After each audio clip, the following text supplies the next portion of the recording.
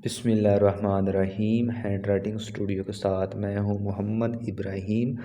आज की वीडियो आपके लिए बहुत ही ख़ास और इंटरेस्टिंग सी होने जा रही है, क्योंकि आज हम आपको पेन से इंग्लिश की हैंड राइटिंग सीखने का जो गुर है, जो तरीका है, जो असूल है, वो आपको इस वीडियो में बताएंगे। तो आपने इस वीडियो को एंड तक लाजमी देखना है और समझना है कि जो इंग्लिश के आज हम आपको अल्फ़ाबेट्स हैं वो आपको लिखना सिखाएंगे कि किन किन लाइनों में लिखे जाते हैं, या कौन से हरूफ किन लाइनों में लिखने हैं और कौन से हरूफ किन लाइनों में लिखने हैं। सबसे पहले आपने दो इसमें तरीके हैं। कितने तरीके हैं? दो। जो फर्स्ट वाला तरीका है वो है, एक को हम कैपिटल लेटर्स कहते हैं, ठीक है, कैपिटल लेटर्स यानी कि बड़े जो हरूफ हैं या बड़े अदाद, ठीक है, कैपिटल लेटर्स। और दूसरे नंबर पे जो हमारा जो तरीका है वो है स्मॉल लेटर्स यानी कि छोटे अदाद या छोटे हरूफ, ठीक है। सबसे पहले आप इनको समझना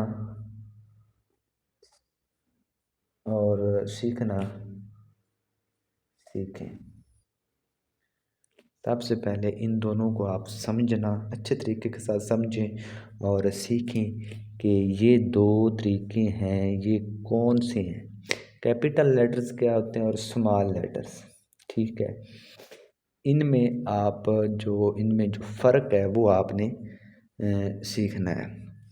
कैपिटल लेटर्स, कैपिटल का मतलब होता है बड़े, लेटर्स अदाद या हरूफ। स्मॉल का मतलब होता है छोटे, लेटर्स का मतलब होता है अदाद या हरूफ।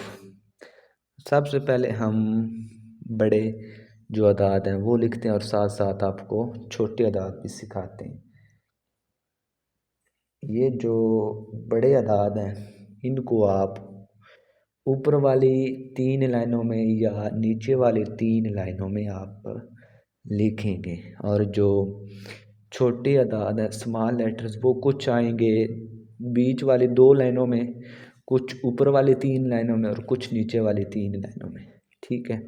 ये ए है, ये आप ऊपर वाले 3 लाइनों में लिखेंगे। इसके बाद छोटे ए की बारी आ जाती है तो वो आप बीच वाली 2 लाइनों में लिखेंगे इस तरीके के साथ। ए के बाद गाइस बी। ये बी आपने जो कैपिटल है वो आपने ऊपर वाले 3 लाइनों में और छोटा भी ऊपर वाले 3 लाइनों में। इसके बाद सी।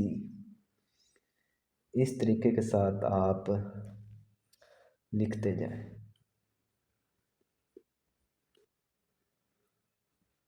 यूं गाइस, आपको कुछ हासिल करने के लिए आपको कुछ खोना पड़ता है, ठीक है। कोई भी चीज़ हो जिसको आप पाना चाहें तो आपको सख्त से सख्त मेहनत करना पड़ेगी उसको हासिल करने की, ठीक है। तब जाकर आपको वो चीज़ें या आपका वो जो मकसद है उसमें आप कामयाब होंगे, ठीक है। तो अगर आप हैंड राइटिंग भी सीखना चाहते हैं तो आपको इसके लिए मेहनत करना पड़ेगी, पापड़ बेलने पड़ेंगे, ठीक है। जिस तरह से आप अपनी पढ़ाई को सीरियस लेते हैं, ठीक है, लेकिन आजकल के जो बच्चे हैं, आजकल के जो स्टूडेंट, वो अपनी पढ़ाई को इतना सीरियस नहीं लेते जितना कि पहले वाले स्टूडेंट लेते थे, ठीक है। यहाँ पे मैं आपको ये नहीं बता रहा कि ये जो इसका फार्मूला है वो क्या है।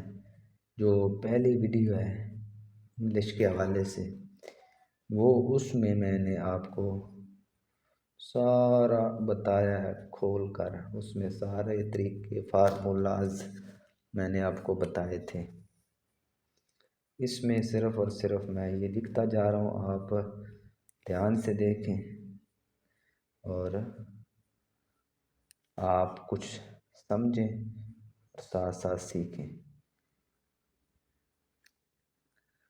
इसके लिए आपको पेन या मार्कर सबसे पहले पकड़ने का तरीका आना चाहिए।